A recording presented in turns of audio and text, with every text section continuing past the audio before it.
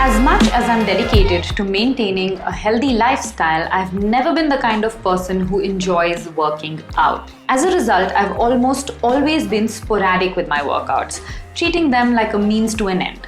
The end, more often than not, being to lose weight or get back in shape after a long period of being sedentary. But as I get older, I've started to realize that this yo-yoing gets tougher every time. Each time that I stop, it becomes harder to start again and get back in the flow and eventually get back in shape. So I spent the last 30 days committed to working out every single day for the first time in 11 years. And for the first time ever, my goal wasn't simply to lose weight. On the contrary, it was to understand how such a commitment would alter my behavior and if it would bring about any changes in my body, both physically and mentally. In order to do that, I joined a fitness program that was hosted online by my friend and trainer Rahul and turned it into a challenge for myself. And then I used my Instagram stories to keep myself accountable. Okay, finally done with day one. It even hurts to stand like this and talk to the camera, but I just don't have the energy to raise the tripod level and stand straight.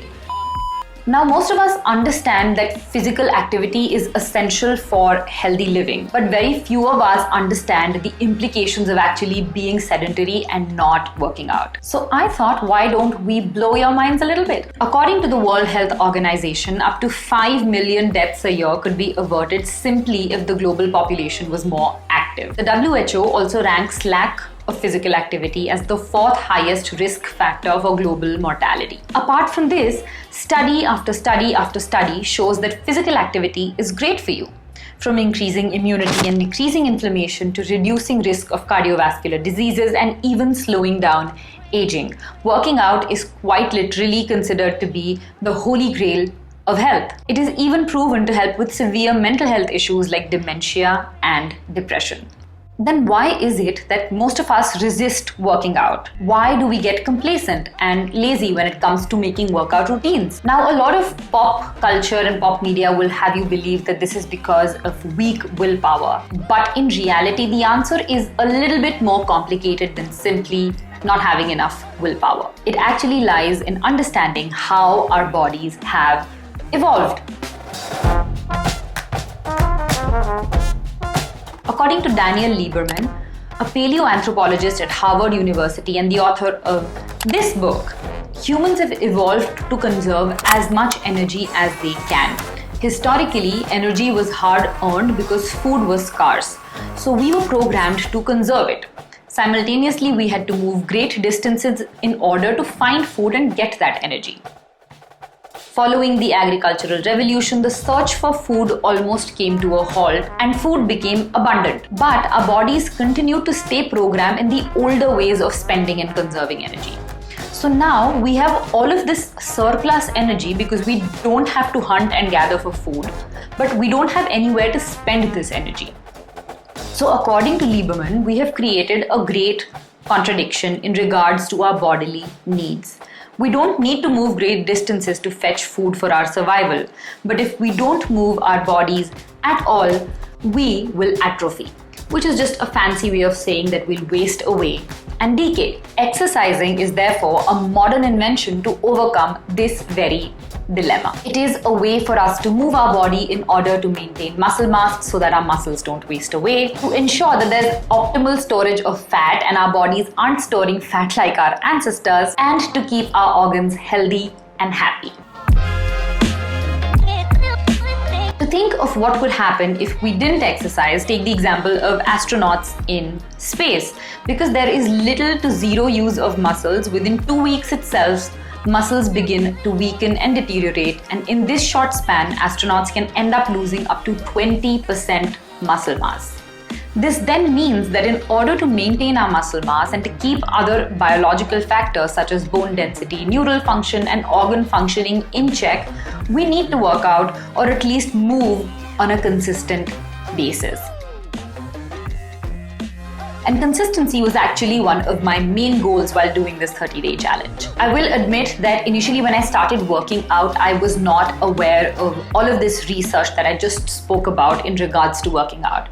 But as I dove deeper into the topic, I was so fascinated by the evolutionary and scientific evidence in support of physical activity and working out. Now there's a whole body of research on the kind of workouts that you should be doing and what kind of workouts are good for you and what kind of workouts are bad for you. But that is a topic that we can keep for another video. For now, let's take a look at the results of this 30-day challenge. When I started out initially, having to get up and work out every single day was such a pain in the ass. I literally had to drag myself out of bed and in front of my phone in order to do that. After a week, it got slightly easier, and the fact that I had an online audience to keep me accountable helped a lot. Now that the 30 days are over, I can definitely see an increase in my strength and stamina, my clothes fit better, and dare I say my skin looks a lot healthier. Overall, I ended up losing 3 kilograms and 2 inches, which is excellent considering I was not on any kind of diet or food restrictions. However, I want to reiterate the point that my main aim with this 30-day challenge was to turn working out into a habit. A sphere that I believe I passed with flying colors. I'm amazed by how much strength you can develop if you just keep doing something consistently. I have never been a very active or a very sports kind of person ever. Like even in school, I was the kid who used to sit in class and sketch while during lunch break when other people were like in the field playing, running around and everything. So, but now, like before I started this 30-day workout challenge, I had already been working out for 10-15 days or so. And in that time, like it's just 10-15 days, but the amount of strength that one can develop just by doing it for like 15-20, even 30 days is not a very long period of time. So from then till now, I am amazed by the strength. Like it's not like I'm super strong or anything, it's just like from where I was before to where I am right now. I could not do that single-legged squat thingy. I think it's called a pistol squat. I just couldn't get up, and now I can. And the next step is to be able to do it with weights. Now, while getting abs is also an agenda on my list of fitness goals, I am super glad to have checked off turning fitness into a habit from that list. It definitely wasn't fun when I started out, but I definitely got into the groove by the end of it. And now it's been close to 45, I think 50 days since I've been working out consistently. And I don't feel like missing my workouts anymore. In fact, I'm excited to go ahead and do them. There are absolutely days when I don't get any time at all. So now I'm working on not making myself feel guilty for missing a workout, because then that beats the purpose anyways. The biggest benefit from this 30-day challenge for me was understanding the actual impact of fitness in our lives and understanding where we come from when we don't want to work out. If you're someone who struggles to work out or who's been struggling to make workout a habit, I want you to take this video as a sign from the universe telling you to get started, because trust me, you won't regret it.